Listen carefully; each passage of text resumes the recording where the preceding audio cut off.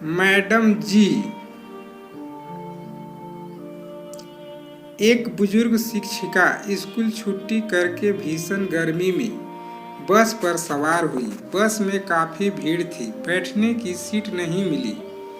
बस में सीट न देखकर जैसे तैसे खड़ी हो गई। उसके पैरों में काफी दर्द था, जिससे वो काफी बेहाल थी।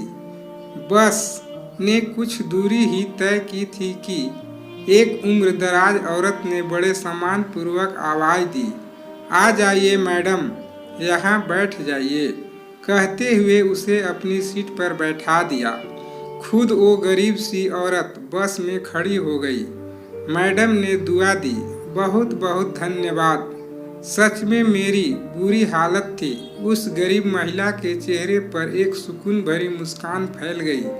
कुछ देर बाद शिक्षिका के पास वाली सीट खाली हो गई, लेकिन महिला ने एक और महिला को, जो एक छोटे बच्चे के साथ यात्रा कर रही थी और मुश्किल से बच्चे को ले जाने में सक्षम थी, को सीट पर बैठा दिया।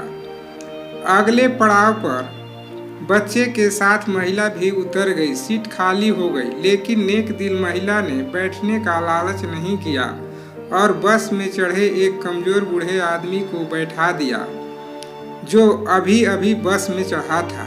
अगले पड़ाव पर पहुंचने के बाद सीट फिर से खाली हो गई। बस में अब गिनी चुनी सवारियां ही रह गई थी। अब उस शिक्षिका ने महिला को अपने पास बिठाया और पूछा, सीट कितनी बार खाली हुई, लेकिन आप लोगों को ही बैठाते रहे, खुद नहीं बैठे, क्या बात है?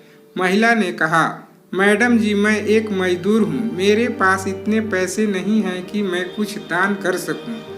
तो मैं क्या करती हूँ कि कहीं रास्ते से पत्थर उठाकर एक तरफ कर देती हूँ ताकि किसी को ठेस न लगे। कभी किसी ज़रूरतमंद को पानी पिला देती हूँ, कभी बस में किसी के लिए सीट छोड़ देती हूँ। फिर जब सामने वाला मुझे दुआएं देता है तो मैं अपनी गरीबी भूल जाती हूँ।